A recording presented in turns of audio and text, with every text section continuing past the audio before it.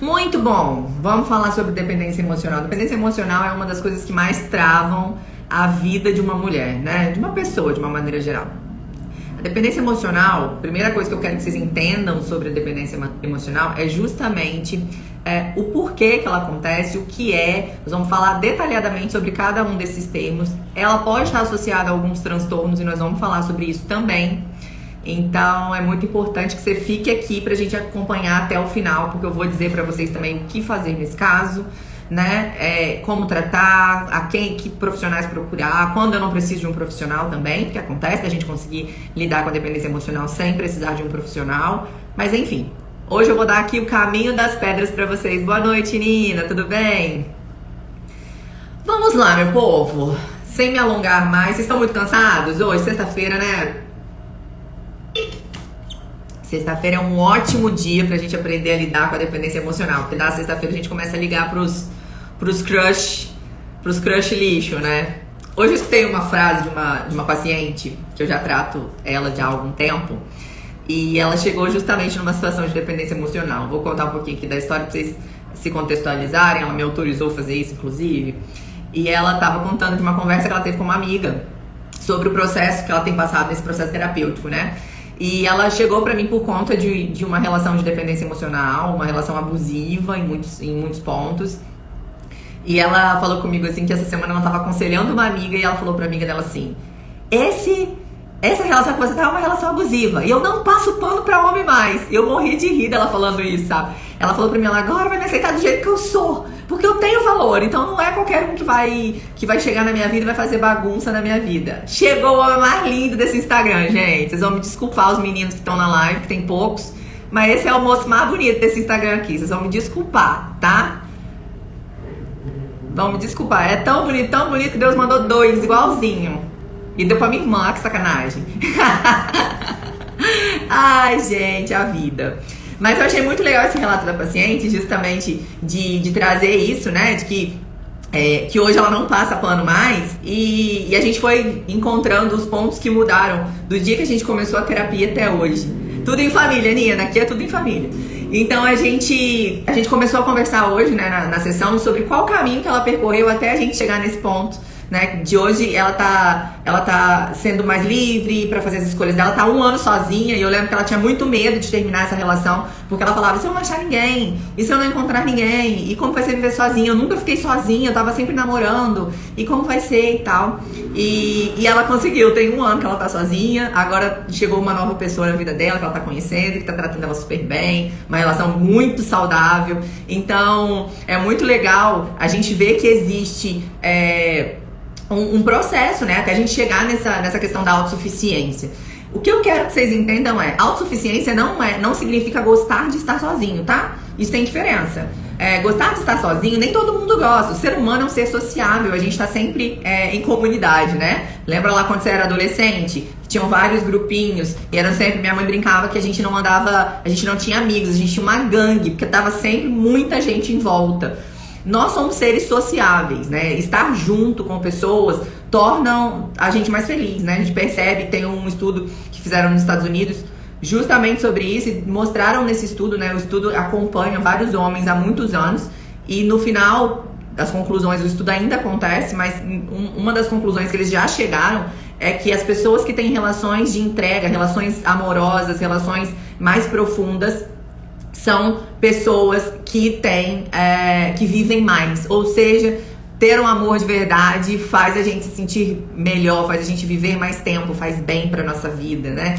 Então, ser autossuficiente não significa não querer ninguém, não significa gostar de ser sozinha, não significa querer estar sozinha, nada disso. Significa que você sabe viver sozinha, que você ama o outro, que você pode gostar de alguém, que você pode se entregar, que você pode fazer bem pra outra pessoa e ter uma relação bacana, mas mesmo assim me amar, me priorizar, entender meus limites, entender meus valores, não ultrapassar esses valores e limites. E é sobre isso que nós vamos discorrer durante essa live. Ok, meus amores? Se vocês quiserem fazer perguntas, já mandem aqui nessa caixinha da interrogação do lado, que no final da live eu vou responder.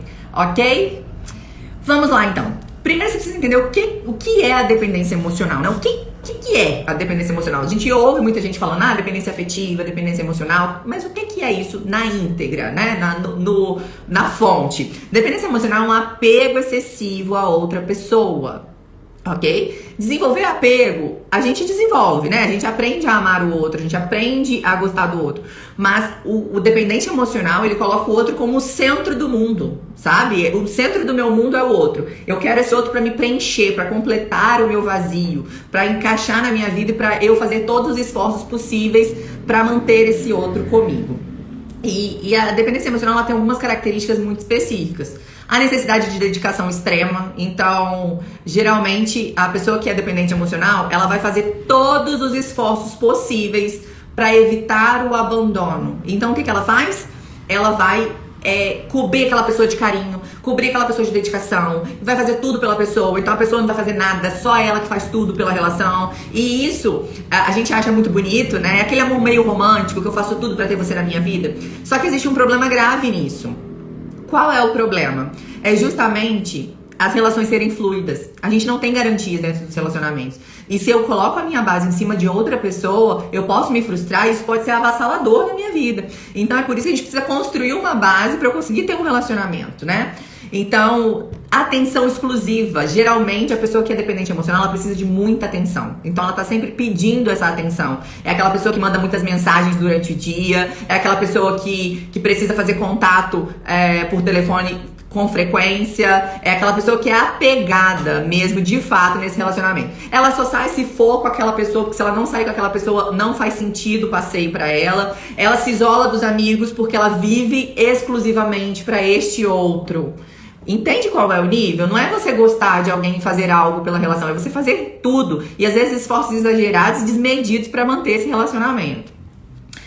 Controle, por quê? Eu começo a controlar por conta da minha insegurança, né? Então eu preciso de muita atenção, eu preciso controlar onde o outro tá, onde ele não tá, que hora que ele chega, que hora que ele vai, se não me mandou mensagem, se mandou mensagem, eu vou controlar isso tudo, eu vou ter frequentes acessos a celular do outro. Por quê? Porque eu preciso ter controle sobre o que tá acontecendo na vida desse outro, porque ele pode me abandonar a qualquer momento.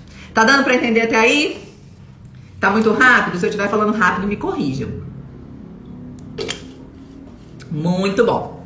Então, a pessoa que tem essa dependência emocional, ela tem tendência a controlar o outro, a manipular, a usar de chantagem muitas vezes. E esses comportamentos que eu tô dizendo aqui pra vocês, muitas vezes eles não são comportamentos percebidos, tá? A gente vai se comportando de maneira inconsciente. E eu vou contar pra vocês depois as causas. Marisa tá aqui. Beijo, gata. Gente, a melhor fotógrafa de Vitória, ela é maravilhosa. Só sigam. Só tem cada foto linda, maravilhosa. Vamos lá, então. Aceito o inaceitável, tem medo da solidão, crença de não ser suficiente, ou seja, tem uma crença central de insuficiência, de que eu sou uma pessoa que não tem valor, então eu vou fazer o possível para alimentar esse outro, e o meu valor está em ter essa relação, então eu não posso perder esse outro, ele é o único que é capaz de me amar e de me querer e por aí vai.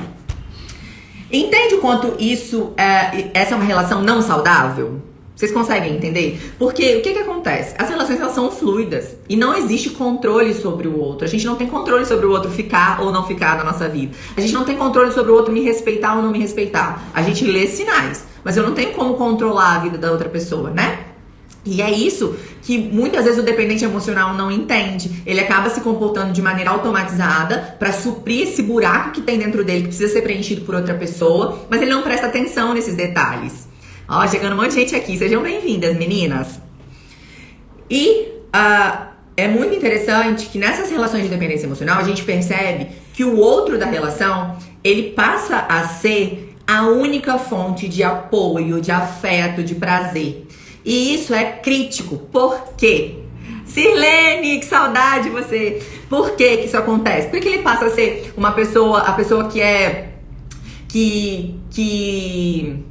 a única fonte de apoio, de prazer, enfim. Por que ele se torna essa pessoa? Justamente porque eu tenho esse buraco muito grande e eu me preencho somente com ele. Então eu não me vejo fazendo outra coisa que não inclua essa pessoa. Eu não vejo vivendo a minha vida, os meus projetos pessoais sem a outra pessoa. Então isso é muito importante a gente avaliar. Porque são coisas sutis e que a gente vai se comportando de maneira automatizada e não percebe. Roberto, já vi que eu tenho esse negócio, tem um monte de característica aí que eu tenho, eu faço tudo isso, eu tenho ciúmes em excesso, eu vou lá no celular, eu fico o dia inteiro mandando mensagem, eu quero receber mensagem, se não me manda mensagem eu fico chateada, eu preciso de atenção, e ele reclama que eu solicito muito isso, e o que eu faço? E aí eu quero que você entenda o seguinte: tem uma linha muito tênue entre uma relação saudável e a relação de dependência. A questão é que na relação saudável eu tenho os meus objetivos pessoais, eu tenho os meus valores pessoais, eu tenho os meus limites. E na relação de dependência, não interessa qual é o limite do outro. Eu vou sempre estar... eu não vou me importar com os meus limites. Eu ultrapasso o ultrapassável para ficar nessa relação. Eu alcanço o inalcançável para estar nessa relação. Eu aceito o inaceitável para estar nessa relação. E isso que é o problema. Entende? Então, por quê? Porque se eu entro numa relação com uma pessoa que é manipuladora, com uma pessoa que é abusiva, e geralmente quem tem essa dependência emocional acaba procurando pessoas abusivas para se relacionar, porque acaba encaixando perfeitamente ali a relação, né? Alguém que me manipula combinado com alguém que aceita tudo. Então essa é a engrenagem perfeita. Então o que acontece nesse tipo de relação? Esse outro que é abusivo, que é dominador, que é manipulador, entra na vida dessa pessoa dominando tudo, fazendo tudo, controlando tudo, e como eu aceito e não quero perder essa relação, eu continuo nisso, eu jogo esse troço pra frente, continuo e vou me aguentando. Pra ser abusivo é um pulo, é daqui pra ali, é muito fácil isso se tornar abusivo. Porque se o outro aceita tudo, eu posso manipular em tudo. Então é muito complicado isso, tá? E quais são as causas? Por que as pessoas se tornam dependentes emocionais? Por que isso acontece, Roberto? Várias coisas podem acontecer, traumas de infância, adolescência complicada, várias coisas podem acontecer e influenciar para que essa dependência emocional exista. Uma das características específicas que a gente percebe com muita frequência, não são em todas as pessoas que têm dependência emocional, mas muitas pessoas têm uma infância, uma influência de uma infância com relações familiares conturbadas, ou relações familiares com pouco afeto, né, ou afeto nenhum, com pouca validação, com pouco acolhimento, com pouca valorização. Então, esse indivíduo já cresce com essa crença de desvalor. Então, qualquer pessoa que me amar, pra mim é o suficiente, vai ser o suficiente pra eu continuar nessa relação. Então isso é muito... Vocês percebem como que é daqui pra ali pra eu entrar numa relação abusiva quando eu tenho dependência emocional? Eu vou aceitar qualquer coisa. Por quê? Porque eu aprendi que eu não tenho valor nenhum mesmo, eu não mereço atenção, né? Se eu fui criada por pais que não me deram atenção, não atenderam as minhas necessidades afetivas. Lembra que a gente falou na última live que o bebezinho ali, a criança, ela é egocêntrica, ela entende tudo que acontece em volta como culpa dela, como responsabilidade dela. Então, geralmente, se eu vivo numa família em que eu não tenho atenção, que eu não tenho afeto, que eu não tenho valorização, eu não recebo isso na minha infância, eu entendo que é porque eu não tenho valor, porque eu não mereci receber isso. Então, automaticamente, eu vou começar a me comportar com a dependência emocional. Eu vou começar a entender que qualquer pessoa que me ame é por misericórdia, não é porque eu mereço. Não é porque eu sou uma pessoa legal, não é porque eu sou uma pessoa bacana. Eu não mereço, ela me ama por misericórdia. Por isso que tem mulheres que se colocam em relações abusivas por anos, de apanharem, de serem espancadas, de serem injuriadas, de serem, enfim, de passar por vários tipos de abuso, e elas se mantêm ali, porque muitas vezes elas têm essa dependência emocional associada. Por quê? Porque tiveram uma vida que entenderam que isso é normal, que isso é aceitável, que isso é comum. Então, muitos casos que a gente atende de mulheres em situação de violência doméstica, a gente percebe que tem um caso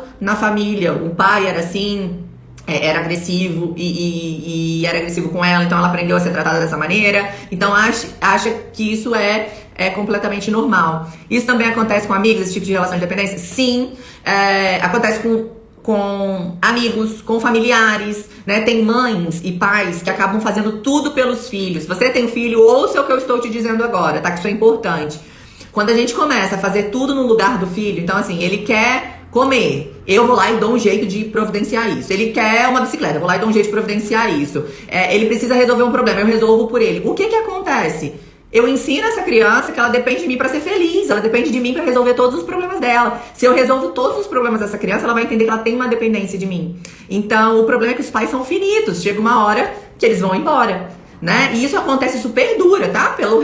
Pela vida. A gente vê casos de mães que vão na casa da pessoa que é casada e quer se meter lá na vida, quer resolver o problema com a mulher, quer resolver o problema com o marido. Então, assim, essa pessoa desenvolve essa dependência justamente por isso, porque ela não aprende a resolver os próprios problemas e automaticamente ela se sente desvalorizada, se sente insuficiente, se sente incapaz de resolver os próprios problemas, né? A gente vai falar um pouquinho sobre o conceito de autoeficácia. Então ela sente que essa autoeficácia é baixa, né? Ela tem essa autoeficácia baixa, automaticamente isso é terreno limpo para desenvolver dependência emocional. Porque eu entendo que eu não consigo resolver, só o outro que resolve por mim, só o outro que consegue fazer por mim. Agora nessa situação toda de Covid que a gente está vivendo, eu tenho atendido muitos enlutados, né? Que têm perdido os pais e tudo mais. É nítido, pessoas que têm dependência emocional com os pais, como isso está sendo muito mais avassalador. Porque não é só um luto, tem essa questão da dependência. Então, de achar que não vai conseguir mais viver, de achar que não vai conseguir mais cuidar dos filhos, de achar que não vai conseguir mais pagar as contas da casa, porque o pai ou a mãe faleceram e não estão conseguindo dar conta disso. Então, a dependência emocional, ela não é só com relação afetiva, tá?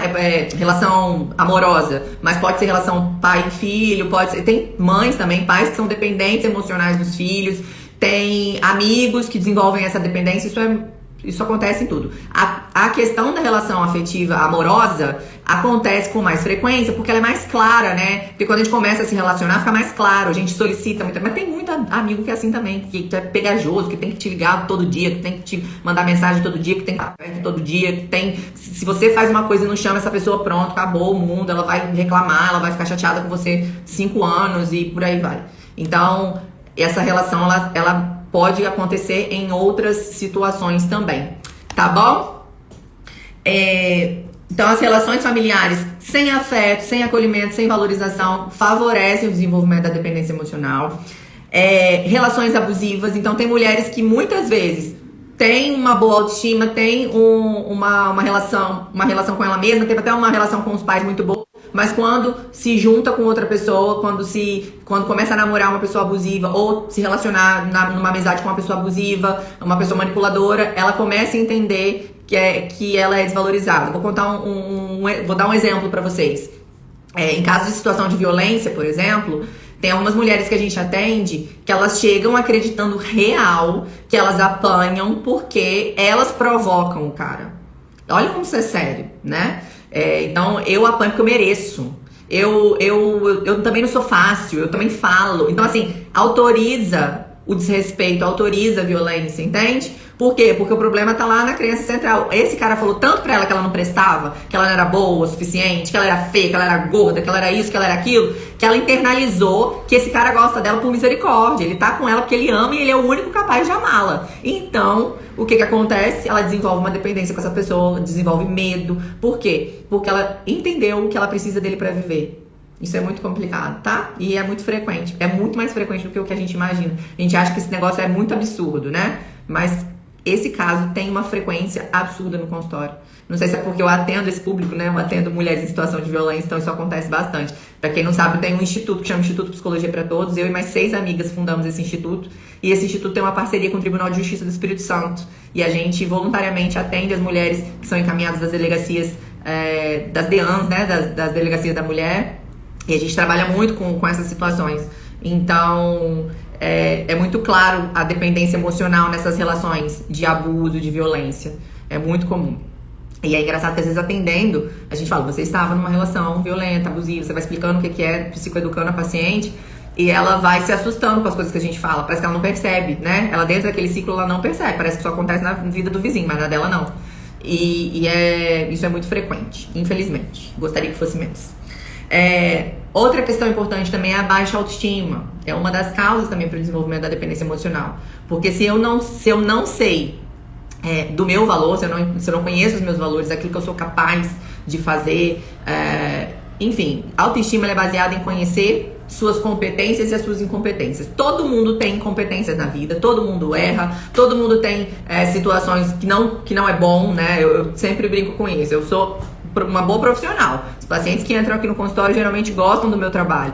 Porém, eu sou extremamente desorganizado financeiramente. Então eu preciso de quê? De ajuda. Então, parte administrativa, eu não manejo bem. Planilha, número, e esquece. Não sei fazer isso, não gosto, nem quero saber. Então, o que eu faço? Eu compenso isso de outras maneiras, né? Peço ajuda pro marido, tenho as meninas que me ajudam também a controlar essa parte de planilha, porque é a minha incompetência. E isso faz parte de entender da nossa autoestima, de entender o que eu sou boa e o que eu não sou tão boa assim. E o que eu consigo melhorar e o que eu não consigo, porque isso aqui é só eu mesmo e não tem como mudar, entende? Então, quando a gente diminui essa autocrítica, diminui essa autocobrança de perfeição e tudo mais, a gente consegue ter uma autoestima melhor. E aí, o que acontece? Se eu tenho uma baixa autoestima, se eu sinto que eu não tenho valor, se eu sinto que eu não sou boa o suficiente, se eu sinto que eu não sou capaz, que eu sou incapaz, automaticamente isso vai ser campo pronto aí pra desenvolver a dependência emocional. Então isso acontece muito nas relações de dependência emocional. Ok? Tá dando pra entender até aí? Acho que tá, né? Tô tentando ir bem devagarzinho pra vocês entenderem o que eu tô dizendo, pra não ficar corrido. Agora, existem alguns transtornos psicológicos, presta atenção nisso, tá? Isso é importante. Existem alguns transtornos psicológicos que têm a baixa autoestima como característica e a dependência emocional também, tá? Então, nesses casos, a única maneira de se livrar da dependência emocional, né, e da autoestima baixa é tratando esses transtornos. Tem alguns transtornos como transtorno de personalidade border, transtorno de personalidade dependente, transtorno depressivo também acaba tendo uma baixa autoestima e precisa tratar, porque dependendo de se for uma depressão que está há muito tempo, pode colocar esse indivíduo em situação de dependência emocional. Tô nesse processo de descobrir que sou boa em coisas, autoestima e relacionamento melhora muito. É imprescindível para você ter um bom relacionamento, para você ter uma relação saudável. Primeiro você precisa ter essa base que eu falei no início da live, né? Para qualquer pessoa que queira desenvolver relacionamentos saudáveis, ela precisa se relacionar bem com ela mesma, para ela não se tornar um sanguessuga, sabe? Vocês lembram só quem é mais velho aqui vai lembrar, quem tem uns 20 e poucos, 30 anos, 30 e poucos. Lembra do bonequinho do Teletubbies, do aspirador de pó do Teletubbies, quando eles terminavam de comer e depois vinha o aspiradorzinho sugando tudo?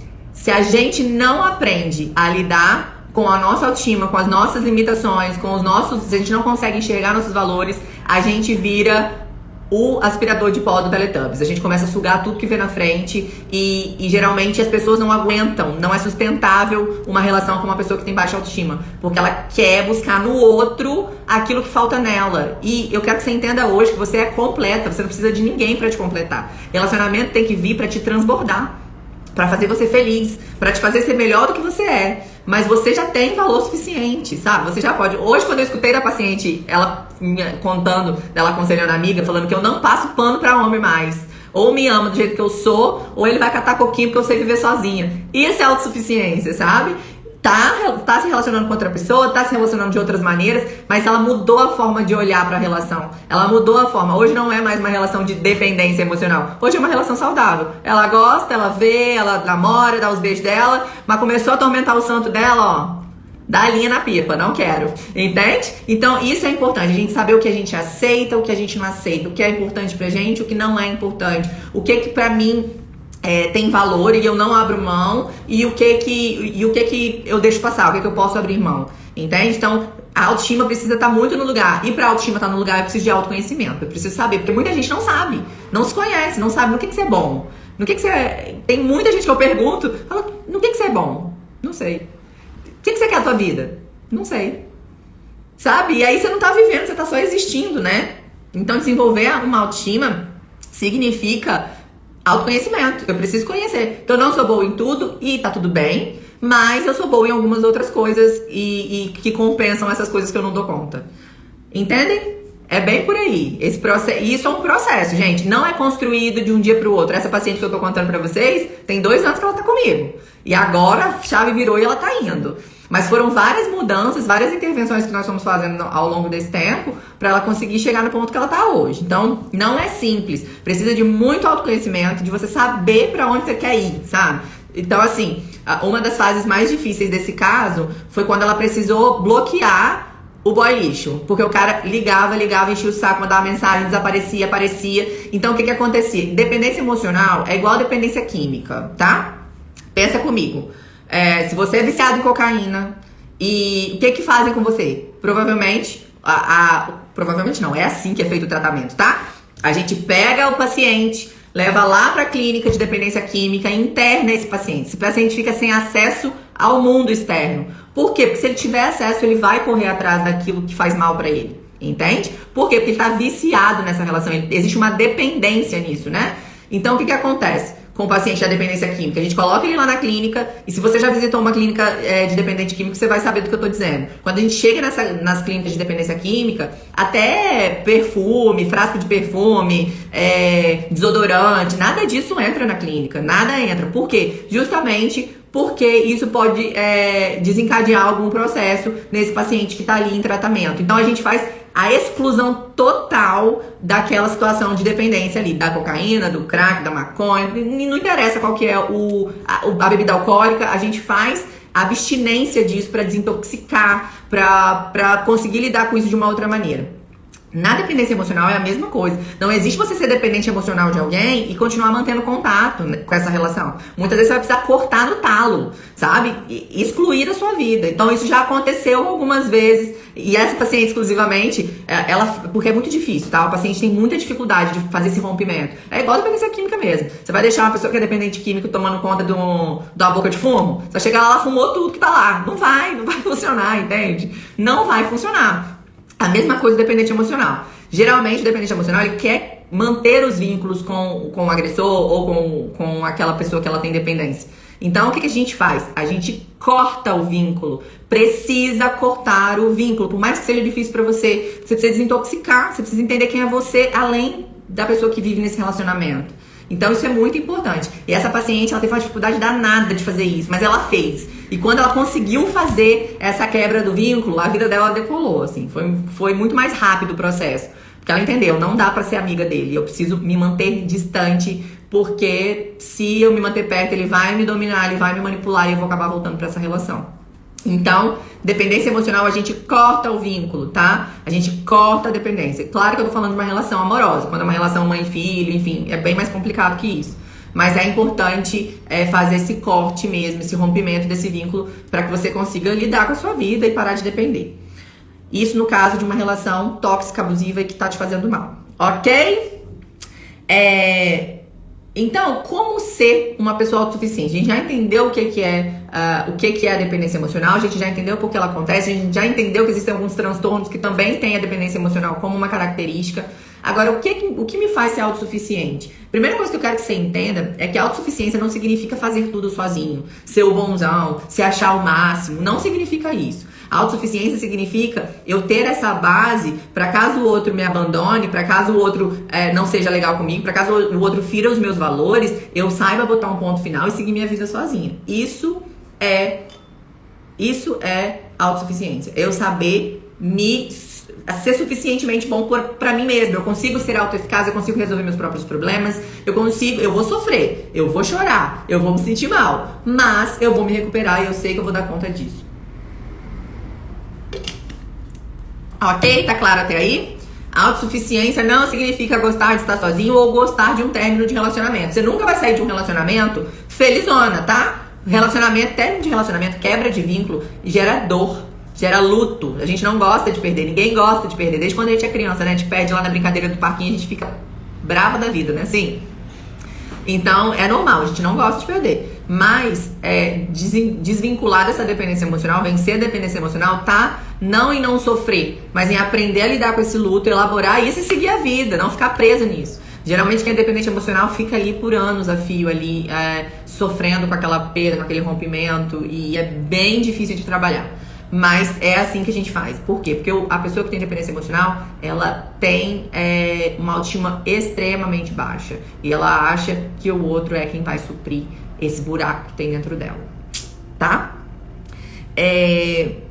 Então, a autossuficiência é diferente de egoísmo, é diferente de gostar de ficar sozinho, é diferente disso tudo. A autossuficiência é eu saber sobreviver sem ter que ter outra pessoa fazendo isso por mim, cuidando disso por mim. Outra coisa importante, se eu quero me tornar uma pessoa autossuficiente, eu preciso fazer algumas coisas. E uma delas é desenvolver o amor próprio. Por quê? Porque o dependente emocional, ele tá tão focado em manter aquela relação que o que ele faz? Ele começa a fazer coisas pro outro. Então ele cuida da agenda do outro, ele cuida da roupa do outro, ele cuida da comida do outro, ele só vai pros lugares que o outro gosta, ele faz tudo pro outro. Mas ele se esquece, né? Isso a gente vê muito em relação mulher quando se casa, né? Ela começa a cuidar da casa, cuidar do marido, cuidar disso, cuidar daquilo, cuidar do filho, daqui a pouco vem os filhos, né? E ela cuida de todo mundo, mas dela mesma ela não cuida. E daqui a pouco ela tá vendo que ela tá com a autoestima super baixa, que ela tá se sentindo super mal, tá deprimida, tá numa relação de dependência, porque não consegue evoluir com a vida, justamente porque ela abandonou o amor próprio. Eu já falei aqui várias vezes sobre isso. Amor próprio, ele é construído igualzinho a gente constrói o amor com o outro, com atitude, com ação. Né? Então, você vai pegar tudo isso que você faz por esse outro e vai fazer por você, sabe? Se priorizar, se cuidar, olhar o que é importante pra você. Então, dentro do teu autoconhecimento aí, se pergunta, o que é importante pra mim? O que eu preciso fazer pra me fazer feliz? Né? É uma atividade física? É fazer uma drenagem uma vez por semana, lá ter um momento relaxante? É um momento de eu bater um papo com as minhas amigas e tomar uma cerveja no boteco? É tomar um champanhe em casa? Qual que é? O que me faz me sentir bem? O que eu faço por mim mesma? Nós mulheres somos reforçadas historicamente a sermos heroínas, né? A salvarmos o mundo e dar conta de tudo. Desde muito novas nós somos educadas para isso, né? E isso não é legal, porque isso acaba travando a gente em vários pontos da nossa vida e desconectando a gente da realidade. A gente passa a viver pro outro. A gente tem muito mais facilidade de viver pro outro do que os homens, por exemplo. Não significa que os homens não tenham dependência emocional, mas em inúmeros casos que, por exemplo, no consultório que eu atendo, 99,999% são mulheres. Por quê? Porque nós temos já um reforço histórico aí durante a vida de abrir mão da nossa vida para viver a vida do homem, deixar as nossas escolhas em prol da família, enfim. E isso tudo, é claro que a gente vai abrir mão de algumas coisas, mas existem coisas que não podemos abrir mão. Existem coisas que fazem parte de quem a gente é, dos nossos valores. E nos nossos valores a gente não mexe, né? Eles não são negociáveis. Então, se tem algo que é importante pra mim, eu preciso ir até o fim com isso, né? Se tem alguma coisa que é importante pra eu construir esse amor próprio, eu preciso fazer isso. Então, assim, muitas vezes a gente perdoa o outro vacila, eu perdoo. Mas e quando eu erro? Eu me perdoo? Amor próprio tá aí, em saber me perdoar, em saber lidar com os meus próprios erros, em me abraçar nas minhas dificuldades, me abraçar nos meus defeitos, nas minhas falhas, em entender que eu não preciso me criticar tanto. Isso é desenvolver amor próprio. É exatamente o que você projeta no outro, é fazer isso com você mesma. Isso é muito importante. Estão entendendo, meninas? Vocês estão quietinhas? Me mandem um ok aqui, se tá tudo claro até aqui. Se tiverem perguntas, podem mandar que a gente responde no final, viu? Outra coisa importante, desenvolver a autoestima. Autoestima tem a ver com 3 pilares principais. Autoconceito, ou seja, o que eu penso sobre mim? Né? Eu penso que eu sou uma pessoa inteligente, eu penso que eu sou uma pessoa que é capaz de resolver os próprios problemas, eu penso que eu sou uma pessoa que sou uma boa profissional. O que eu penso sobre mim, tá? Autoimagem, aquilo que a gente vê mesmo no espelho, né? Igual vocês falaram hoje aqui que tá bonito. Que bom, Silene, que bom que tá bem explicado.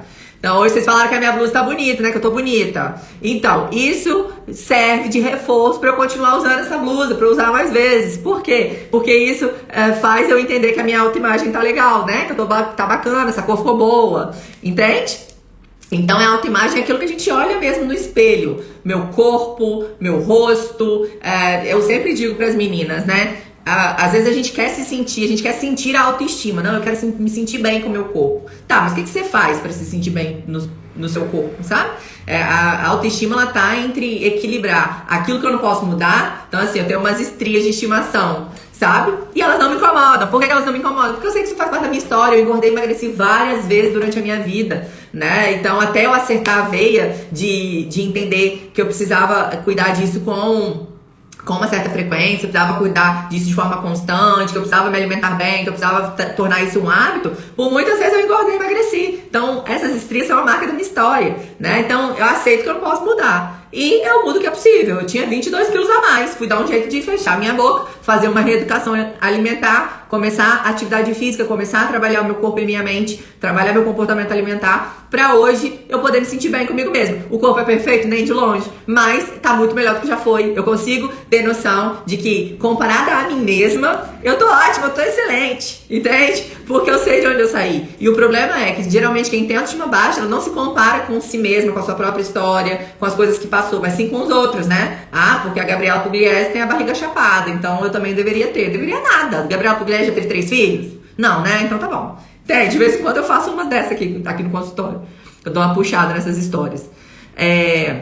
Fazer pra mim que faz pros outros, parte mais difícil. Sim, é muito difícil. A gente aprende, principalmente nosso país é um país cristão, né? Então a gente escuta muito essa coisa de abrir mão do que você sente pelo outro, de fazer coisas pelo outro. E o problema é que a gente vai pro extremo disso, né? A gente só faz pelo outro, a gente deixa de fazer pra gente. Então, o que você tá deixando de fazer pra você? Isso que você precisa começar a se perguntar, né? Se você precisasse correr 5 quilômetros pro seu marido ficar feliz, você faria. Mas e pra você se sentir bem, você faz? Sabe? É o que eu vejo muito. Se eu precisar ir fazer uma... Isso já aconteceu uma vez, eu perguntar pra uma paciente. Não, mas o marido tava operado e ela tava fazendo todas as comidinhas dele, batendo no liquidificador, porque tinha feito bariátrica, não sei o quê. E ela tinha dificuldade de emagrecer. Eu falei, muito interessante. Me conta mais como que é esse negócio de planejar a dieta dele todinha na semana e a sua você não conseguir planejar. Entende? Porque pro outro eu consigo fazer, mas pra mim mesma eu não faço isso. E aí eu não entendo porque que eu não me amo, porque que eu não me gosto, porque que eu não me acho bonita. Gente, você tá se sentindo feia? Entenda pra você o que é uma mulher bonita. Uma mulher bonita pra mim é uma mulher que pinta o cabelo? Eu vou lá e pinto. Uma mulher bonita é uma mulher que corta o cabelo baixinho. Minha mãe raspa na máquina mesmo. Ela gosta. Pra ela se encontrou com a cabeça raspada. E ela vive com a cabeça raspada. E pronto, sabe?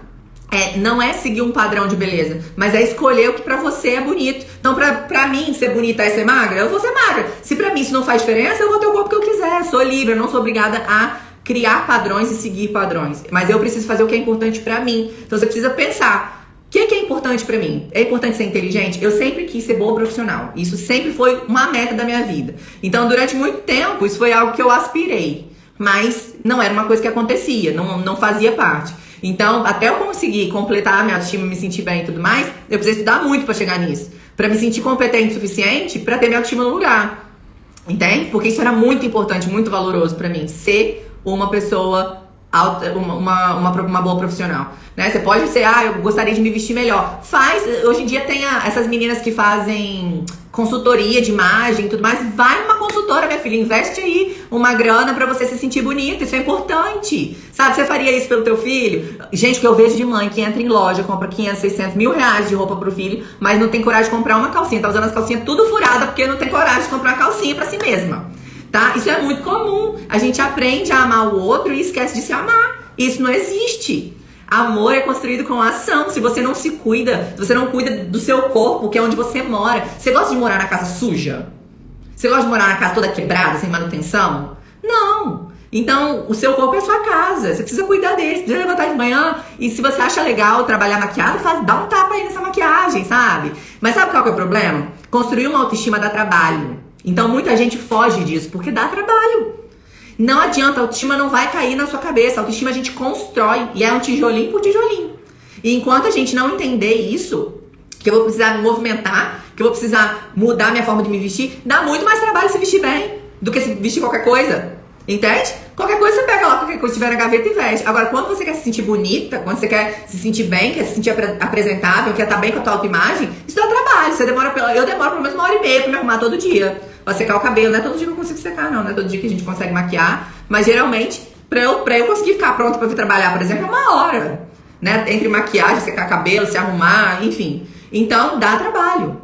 Dá trabalho. Então, tudo que dá trabalho, a gente tende a procrastinar ou não fazer. Mas amor próprio a gente constrói com ação, com atitude. Da mesma maneira que a gente ama o outro, a gente se ama. Da mesma maneira que eu compro pro meu filho, eu sei identificar as minhas necessidades e comprar pra mim também.